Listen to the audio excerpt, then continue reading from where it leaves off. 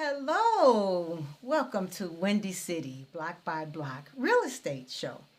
I'm Dawn Haley. I'm your host, and I'm also the broker and designated owner of Asaga Realty.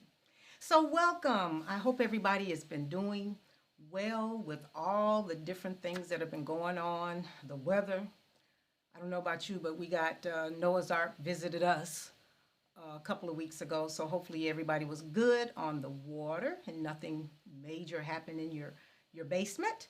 But anyway, I want to talk about. I asked myself, what do I want my show to be this week? And there is a moratorium, one, the rental and the mortgage moratorium that is due to expire.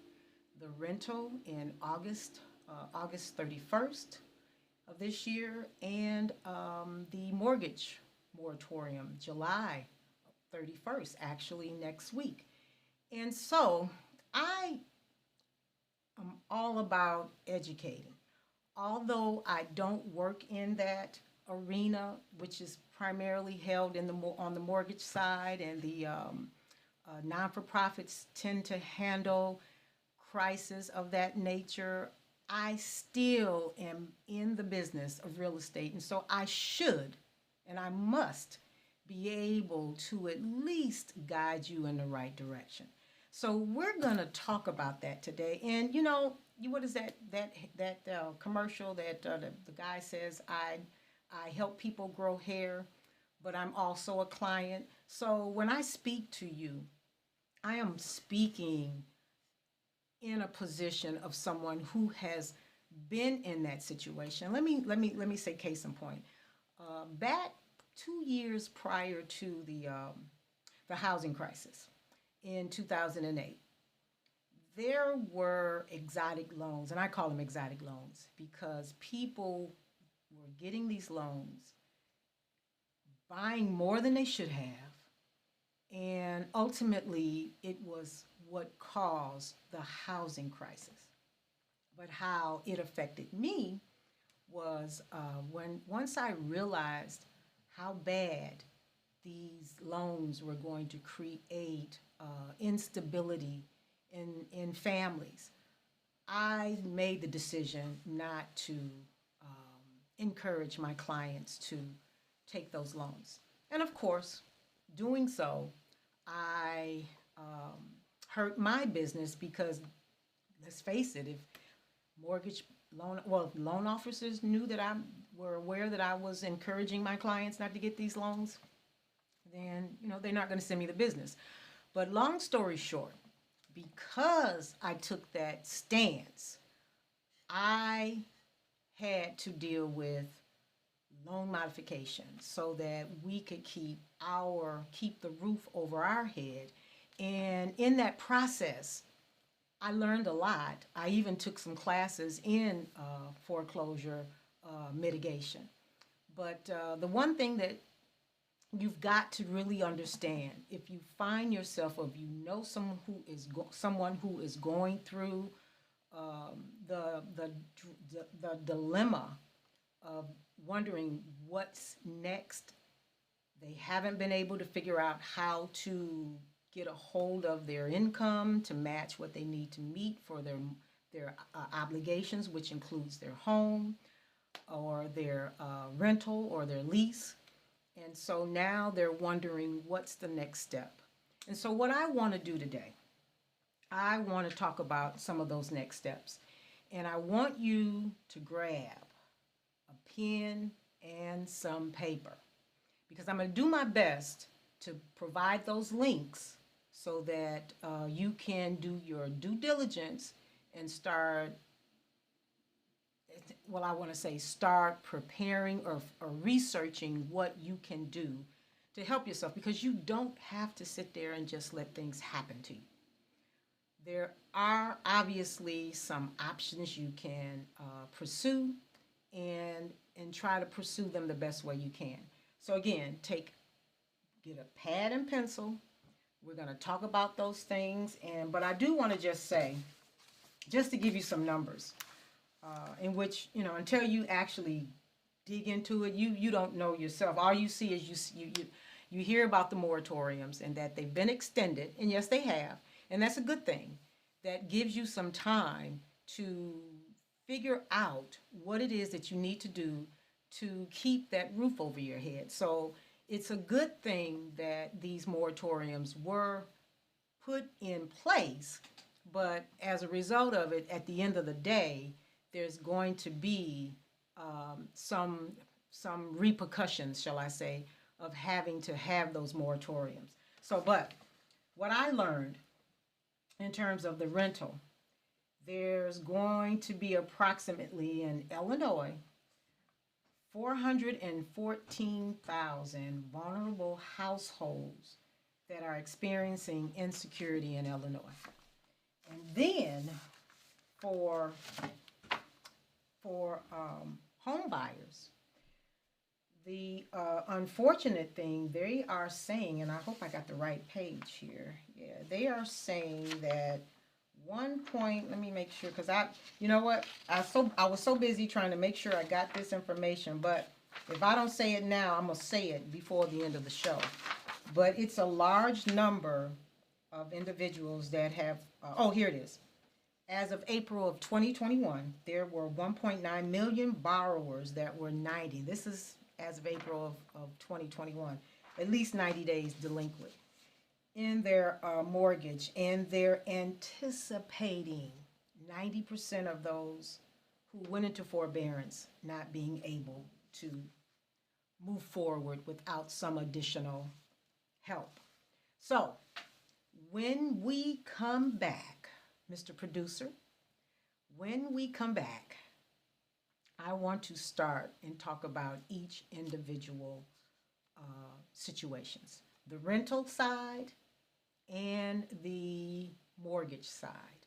And so hopefully I can send my viewers away with something they can sink their teeth in and start to do some due diligence to figure out what you can do next. So we'll be right back, and when we come back, we're going to start to break those down as much as I can. See you shortly. Oh, here you are, face to face in this trashy bar. Another glass and I am going places. Makes me laugh about the irony of everything. I like the way you're thinking. I don't really care about the music on the dance floor. I don't really mind all the smoke is in the bathroom. I don't care at all, baby, you got my attention. So you were saying, oh no, I don't see the logic of things. It's quite a lonely world that we're living in. Oh baby, you are something special, I'm sure. Everything makes total sense when you're next to me.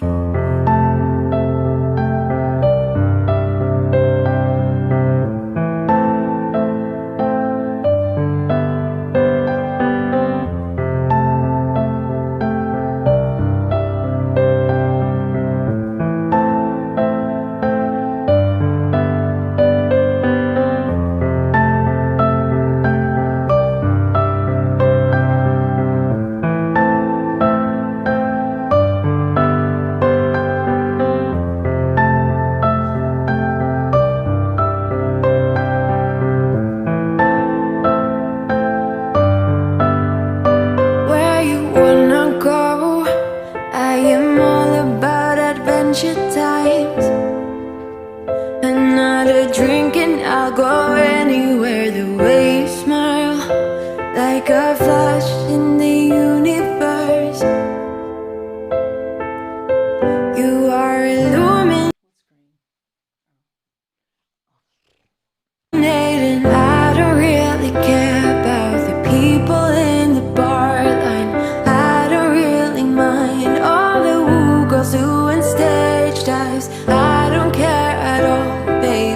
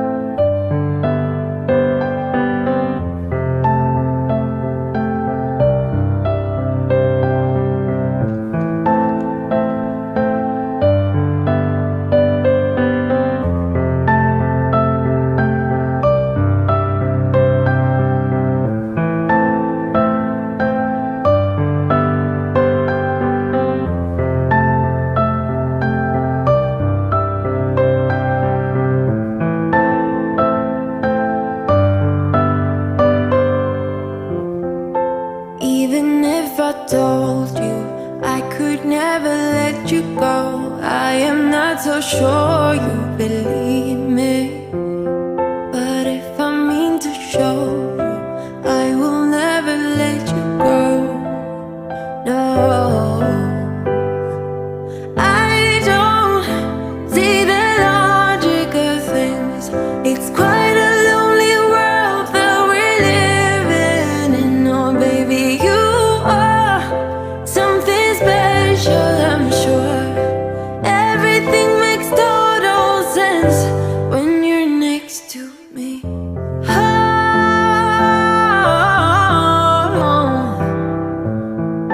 Everything makes total sense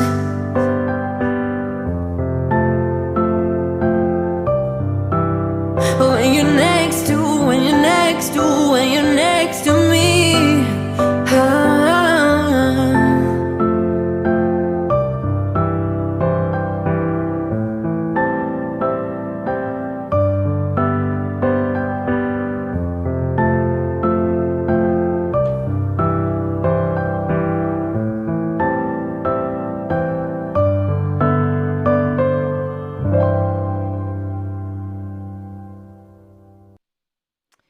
Well, we are back, and we're going to have some real talk. That's what my producer just reminded me. And we're going to have real talk. And that's because I am a real estate broker. Yes, I am. I'm a real estate broker, and my livelihood depends on me helping clients either pursue a sale or, you're not hearing me. Oh, gosh. Okay. My producer. Oh, my goodness.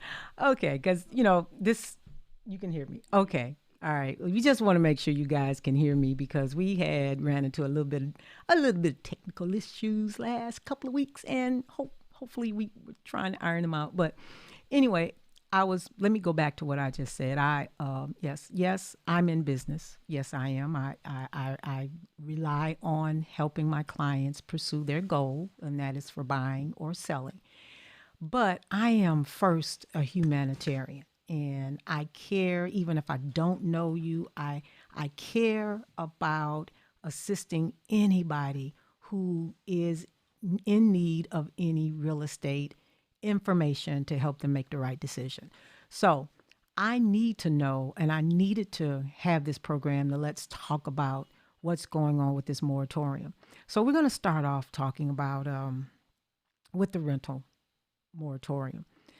And I personally experienced it with one of my clients. And unfortunately, the tenant refused to work with my client in terms of trying to make good on some kind of payment because the moratorium was what it is. It was there to help you in the event you lost income, but you still needed, if you could, make some sort of rental payment to show good faith. And because on one end, you have those that are suffering, and rightfully so, not being able to make their rental payments. But then you have the landlord that if they're not getting paid, then they're pretty much in the same situation that you are in. But they do have the ability to leverage other properties if they're in that position. But this pandemic has really affected the rental market. And I just wanted to, and it's unfortunate that it's being hit the hardest in communities of color. And most often when people are in that situation, the last thing they want to do is communicate. And that was one of the things that in any relationship, I don't care, landlord, tenant, it used to amaze me how landlords used to tell me, I'm trying to get something up here. It used to amaze me when landlords, oh no, the wrong one, sorry, still, okay. It used to amaze me when landlords used to tell me that, I just want to get my money. And I get it. That's what you're in business for, to get your money. But when you are when you're serving particular areas, it's got to be more than just about collecting that rent, because the worst thing that could ever happen has happened. And so now all you're doing is collecting, and there was no business relationship. So when tenants get in trouble, they usually shut down and they don't talk. So this is what I'm going to say. If you have found yourself in a situation where you and your landlord are not talking, you need to open up that line of communication, because the landlord cannot read your mind. The landlord is already thinking the worst. And so by opening up the lines of communication, whether you're going to say to him or her, listen, I'm doing the best I can. I'm working this. I'm pulling in that. This is all I can give you. At least you're trying. Now, if the landlord say, look, I can't live off of that, I mean, at least you've had that conversation. And so, but to not communicate with one another, I think that's a catastrophe. I mean, that's a recipe for people getting evicted, as well as tenants tearing up your property. It's just, I've seen it, and it's unfortunate, but when there's been no communication, people tend to take the worst. People tend to come out the worst side of it. So first thing, you need to communicate. That's to the landlord and to the tenant. Talk. Maybe there is a way to work this through. Especially, I know that there's been grant money that has been disseminated, but now they're out of it. I mean, that once they had that money hit, it went so fast. I think maybe the computer shut down, but they're anticipating, in which I'm gonna give you that information. They're anticipating another round of grants that are going to come out in the fall. So you see that information, please, that I just brought across the screen.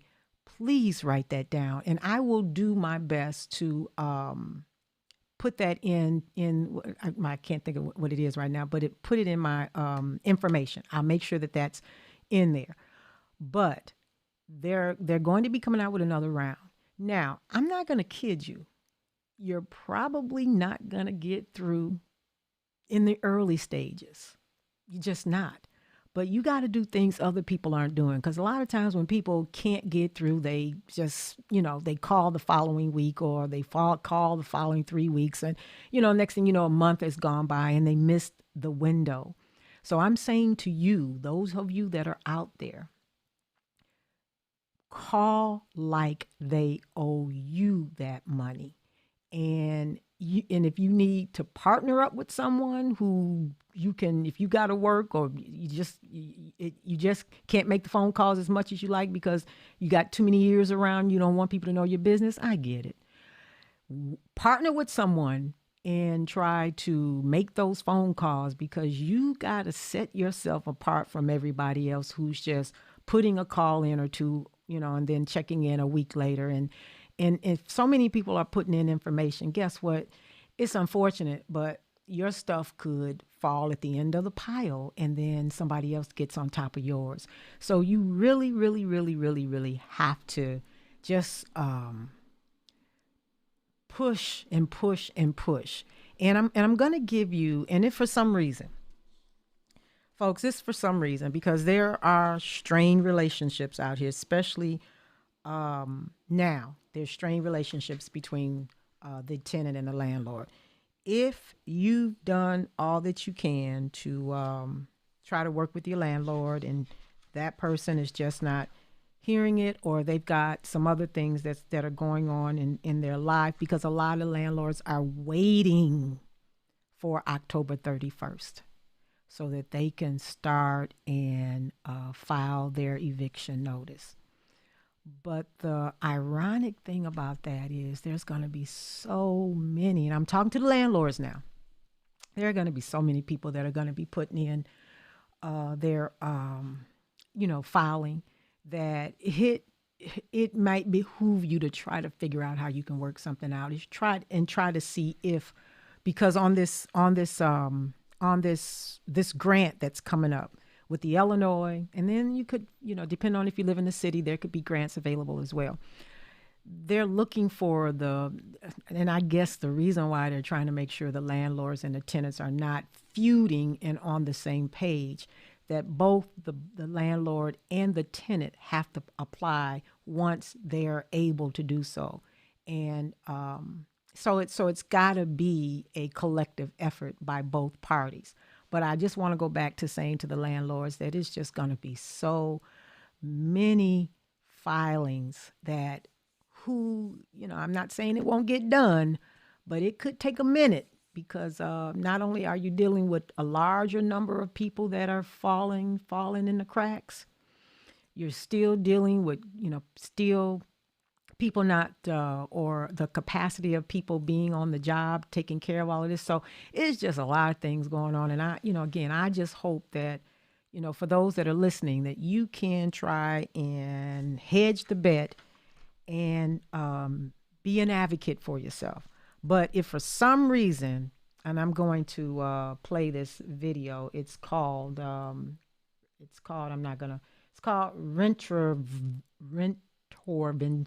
Rentervention. It's a very clever name, but I'm gonna play this video. Let me find it on my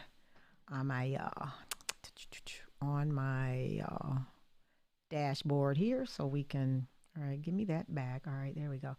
I'm gonna play this video for in the event that you can't work it out with your landlord and you're faced with not foreclosure, but with an eviction.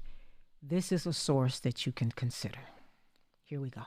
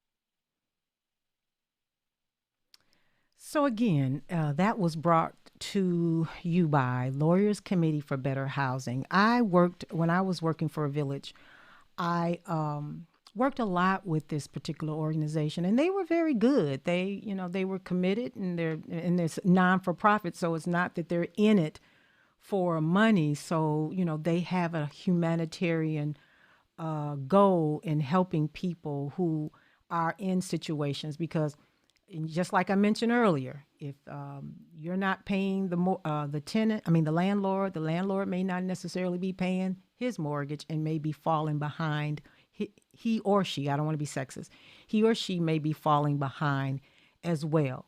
So, it could be a situation where, it's just can't be worked out. And so I highly recommend reaching out. Let's see, I got another.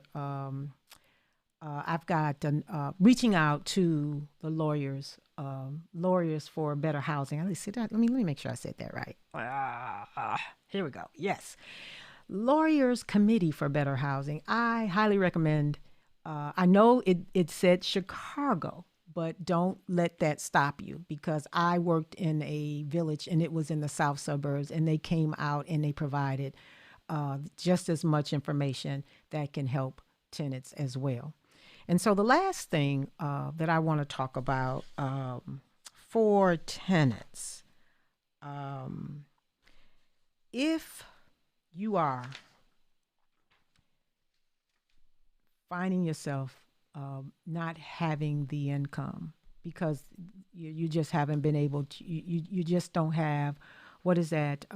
Labor ready skills.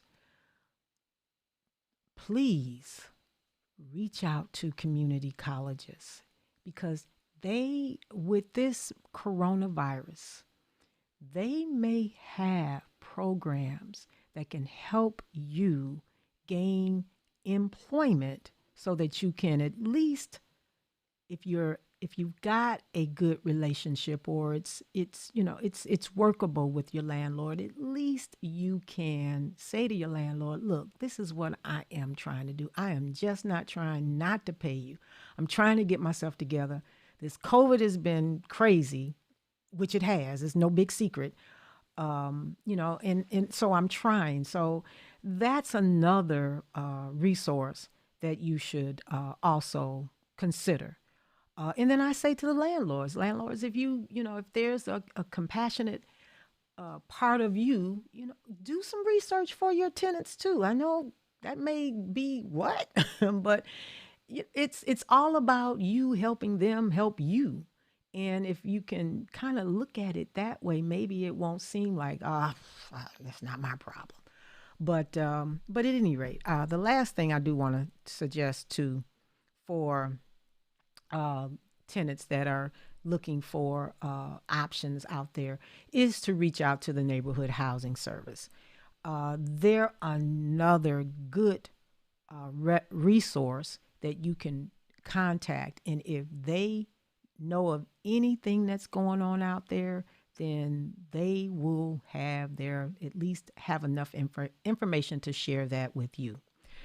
So, I hope that was some good information. Again, I will be putting that information on my website, not my website, but YouTube, so you can at least click those links and go and do your research and try to see if there's something that you can utilize. But remember, they're saying that they're going to be bringing out another round of the grant money. So tomorrow, I would start making calls, and if they allow you to go to their office building, I would try to get there as early as possible. Anything you can do to put yourself in a better position to help yourself, that's what you should do. Well, we're going to take another break, and when I come back, we're gonna dig into the moratorium for our homeowners that are struggling. So as soon as we come back, we'll talk about that. All right.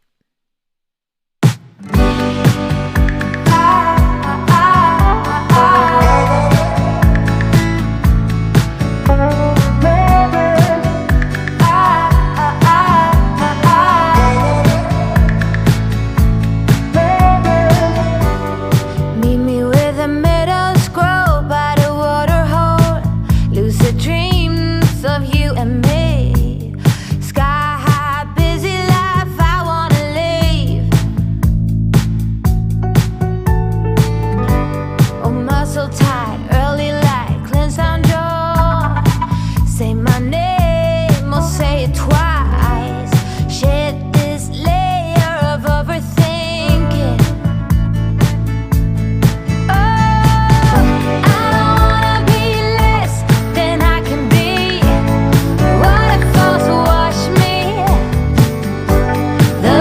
Drowning water, let go, wicked water, wicked drowning water. I don't wanna be less than I can be.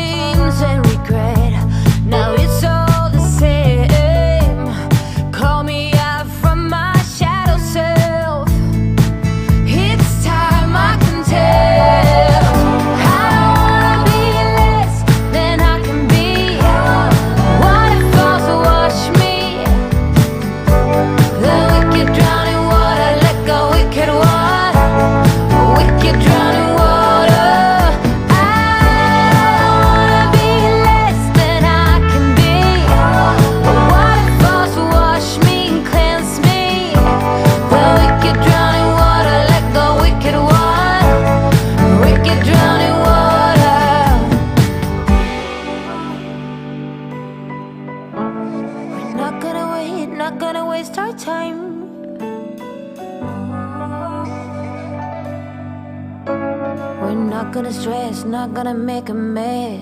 Oh, no, I don't wanna be less than I can be. I want it falls to wash me. The wicked drown in water, let go, wicked one. You wicked drown in water. I wanna be less than I can be. The water falls to wash me and cleanse me. The wicked drown in water, let go, wicked one. The wicked drown in water.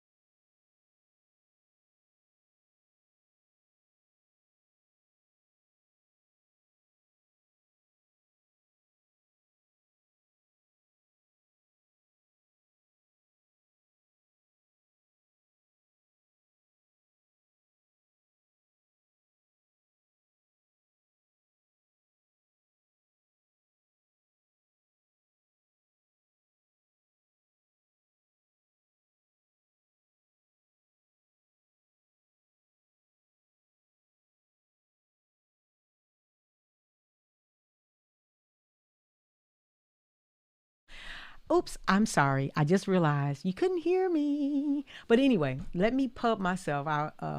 Thank you, producer. I was just saying that I wanted to pub myself. You can follow me on Asaga Realty. I'm sorry, YouTube, Twitter, Facebook, and Instagram. And I try to bring some relevant information, even if you don't use me, that's okay because I've been doing this for 30 years. I should be able to impart some knowledge about the real estate industry. And hopefully that can help you make a decision to move forward or do things that, to avoid having to spend money.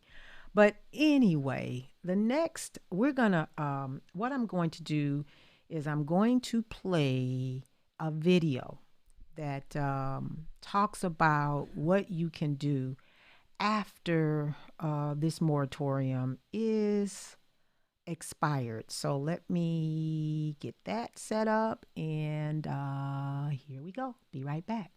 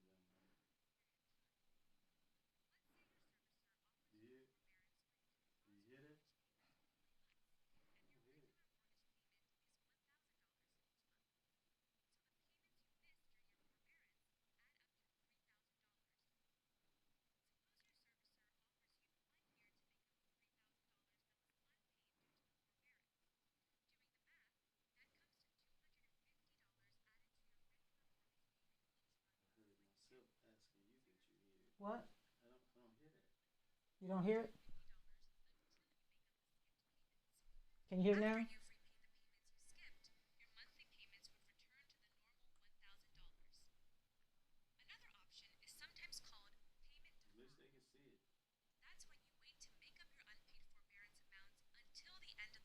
You were hearing me before, right?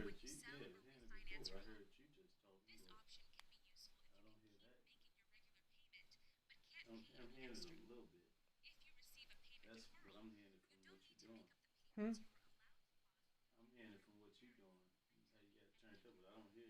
Oh.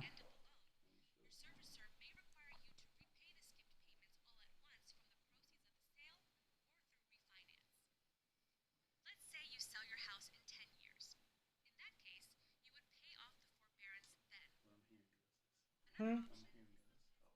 What? Oh.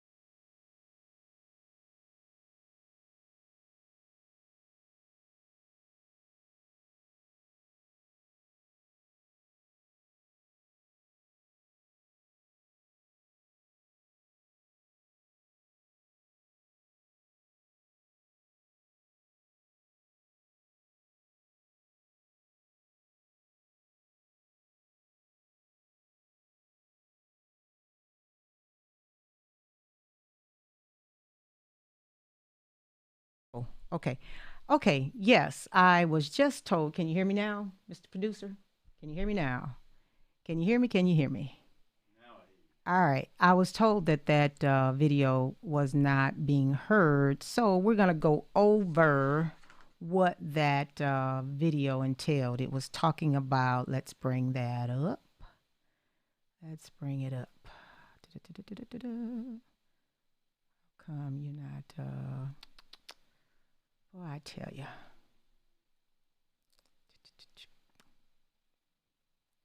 It's all right. How come you're not coming up? I'm trying to bring another,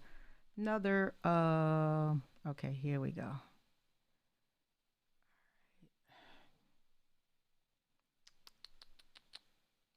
I'm sorry, folks, but it's just not, I don't want it to loop. I just want it to play. So here we go. I don't know. I can't, you know what? I can't, for some reason, I cannot bring this up. You know, it's always something. Oh, well, there it goes. I don't know why it's coming in as a, as a, um, as a, why is it doing that? I don't know. Okay. Well, anyway, we're not going to hold people up on that one. What are the main things that you need to do if you are finding yourself in a challenge to meet your mortgage? The first thing you need to do is you need to pick up the phone and call your service provider, because the only way they're going to know that you're interested in moving forward with them on a solution is that they have to hear from you. So in spite of what you might think that, you know, you're a little concerned about making those phone calls, you got to, matter of fact, a while back, I used to tell people, if you can't do it, get somebody else to do it. The one thing you can do, you can consent to someone else that you know to be the go-between if you feel that they have a better voice than you would have, because you don't want to get yourself emotionally in a bind with them if you don't think you could have that conversation. But if you know, you should be able to, because you need to know, you need to hear from them what sort of solutions that they have. And then the next thing you need to do is, just like I said with the rental, you need to constantly call the service provider. One of the things that that is going to happen towards the end of the year, they're going to get so bombarded with paperwork that they're going to, even from this Bureau of this Bureau of Consumer Financial Protection, they did a 200-page report. And one of the things that they noted in their report is that there's going to be so many applications that are going to be submitted that a lot of the applications are going to end up misfiled, lost, or just pushed to the bottom. And you're thinking, I submitted my information and you're just going to wait. No, you cannot do that. You have to be proactive in reaching out to that lender or service provider and finding out where you are. You need to get names. So when you call, you make sure you have a pencil and pen to write down those individuals that you have spoken with, because when you're speaking to them and saying hi, because they're not going to give you their full name, they're only going to give you the first name. At least in my experience, they only give you first names. At least you can say, I spoke to such and such and such on this specific date, and this is what we talked about. And then whatever you talk about, you make sure you rehearse it, because sometimes our ears might hear something and they said something different. So make sure you rehearse what it is, because they're dealing with probably hundreds of callers a day. And so they could be mechanically saying some things, and they have new people who start and they might give the wrong information. So when you talk, write down names and rehearse what was said to you. And then whatever was said to you, make sure you write that down and ask them to give that to you in writing. Don't ever assume that everything is okay in terms of what you provided to them. If they're constantly asking you for stuff over and over again, don't get mad. Give them that information, because keep in mind, I'm not making excuses for them, but they're going to be dealing with a lot of applications. So the other question you want to ask is, do you have additional time? Because you have perhaps maybe an FHA, a federal backed loan, than you do a loan with with investors, because they tend to be a little different. They don't have to play to the same rules as the government backed loans. So you want to first, and also too, you want to find out what kind of loan you have and see what kinds of products that are available to you, so that you can at least begin to think of how you can get yourself through this. And then ultimately, if you've exercised all that you can, then you might have to speak with an attorney. You might have to consider other options, and that's I can't enter into that room, because that's not my lane. But what I can say, that it may require you to speak with an attorney. But until you have those conversations, and I do want to make sure I'm putting this information. Let's see, that's the mortgage moratorium. Let's see, did I have any more information? I thought I had more information that I could share with you regarding, but primarily you want to speak with your service provider, because they're the first line of contact. And then you can also definitely reach out to any housing programs. At least in Chicago, in the south suburbs, there is a organization that I did post already, Neighborhood Housing Service.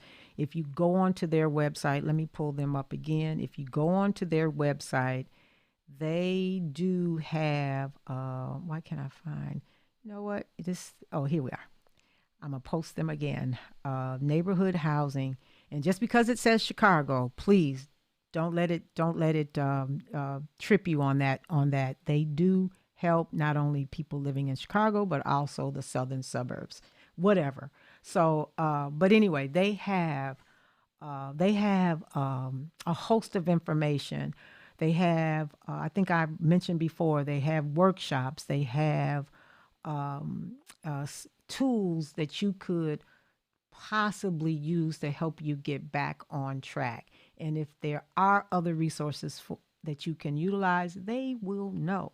So, but again, the one thing you don't want to do is you don't want to just put your head in the sand, because,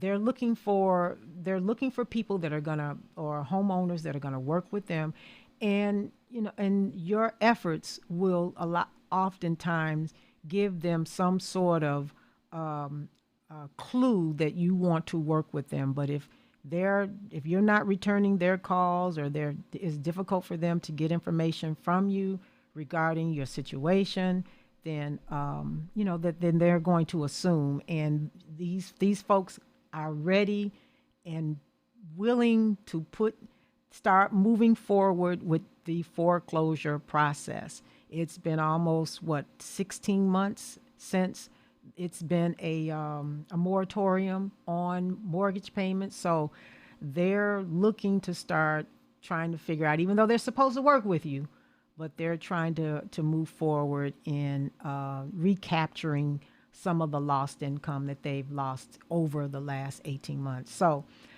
looks as if we're doing good with time. I'm so sorry that some of my especially that video was definitely some good information, because it also talked about once you're able to do a loan modification, at least with the federal back loans, they're looking to do, I think it was called, let's see,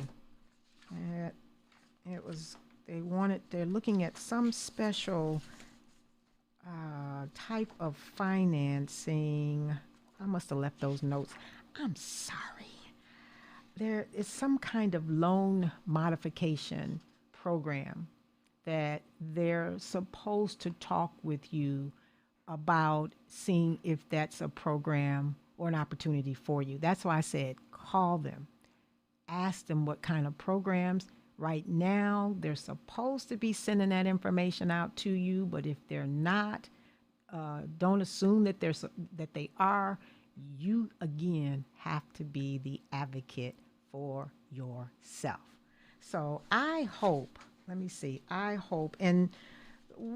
the other disturbing information that is bothering me is that a high percentage of the forbearance is in communities of color. And so what I say to any municipality or government officials, work with agencies like neighborhood housing, because if you lose a lot of homeowners in your community, then you're going to be losing folks that are invested in your community. And not to say there's anything wrong with, believe you me, there's nothing wrong with leasehold owners, or shall I say leasehold tenants. There's nothing wrong with that. But what investors look at is they look at the statistics of home ownership versus rentals. And a lot of their decision making comes from whether or not they're going to bring economic development in your community. So this is a family affair. And so I would just employ the different communities to try to work with any organizations, because they're, according to the federal government and state and local governments, there is money coming through. Now, how that money reaches those who really need it is yet to be seen. So anyway, I hope, again, like I said, I hope I brought some information. And one of the important things is communication. Communication. That's so important in crisis, when things are just not looking as though it's simple. Communication is always the key. So I am going to take one last break and try to find some of the information that I was trying to get to you. So bear with me. I apologize. And I will, nope, that's not it. I will be right. Let's see. Yes, I will be right back.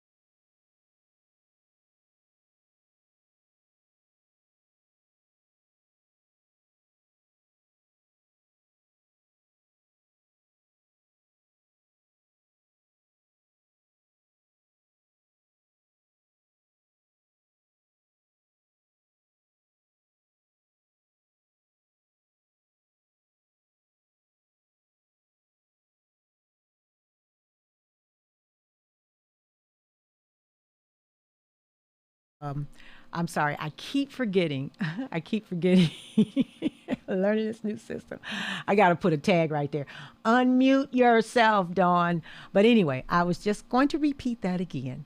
I was saying, I just want to end by saying, listen, it's not an easy situation to be in. No, when you are uncertain about your housing, it throws everything off, your mental, your spiritual, and your physical aspects of it all. But you don't just have to let things happen. You can be an advocate for yourself. If you cannot, as a renter, have a conversation with your landlord and say to them, listen, this is what I can do. Can we work together? And if they say, nope, I gotta get you out, and we go from there, then go back to that information that I sent you about the lawyers. If it's not done right, because there is a process. Landlord cannot just turn your electricity off, put a new lock on your door. They can't just forcibly put you out without a legal tender, a legal tender that says you have to get out. But at the same time, I go back to, you got to do the right things. And with our homeowners, one of the beautiful things that when I talk to my future buyers is that when something like this happens, you do at least have a little time to work things out. You don't have forever. You can't just, when those letters come in, you can't stick them in the box and say, I'll deal with them later. And every time they come in, you stick them in the box. Can't do that. You've got to, again, find out what programs are available to you that can buy you some more time to get your finances together, if that's all possible. And if not, then you have to take the next level. Again, speaking with an attorney, or maybe it may be you may have to put the house on the market. Of course, I'm sorry I said that. But that might be the only way, because you don't want to, if you can avoid a foreclosure, please do, because your life can easily turn around after this crisis, easily turn around. So, you don't want a foreclosure, because a foreclosure can put a time limit on you depending on how long that process can be. So I say that, and hopefully, again, it's been informative. It's if you want to reach out to me, let me find my information. There we go. We want that up there. Yep, we want that up there, and then we want where's my other information? Well, I'm telling you, I'm learning this new roster, but I will post my contact information. Is this me right here? Let's see. Nope, that's neighborhood, but that's not a bad thing for me to post. I will, as we're closing out, I will post my contact information, so that if you do want to, here we go. There we go. Let me bring that in. Yes, there we go. Yay. I'm always happy for the small things. But that's my contact information. That's my phone number. You can reach me at 860-5700. My website, that's a good point of contact, but even better is my email address. And I don't know where that is, but I'll find that as we're closing out. Meanwhile, everybody, thank you. I do have my voice on. Thank you for spending time with me. And hey, keep cool, because it's going to be kind of dangerous out here. Check on your seniors. Make sure that they're staying hydrated and not out there in that sun too long. That could be detrimental to them. So meanwhile, folks, it's been a blast. I'll see you in a couple of more weeks, if not sooner. If you feel that this has been a great, informative show, please share me so that others can maybe find some solution or find a way to manage what's going on in their life so that they can be better prepared. So that being said, good night, folks. Everybody take care. And I'll put my website, not my website, but my email up there before I close out. But good night. When the river is calm.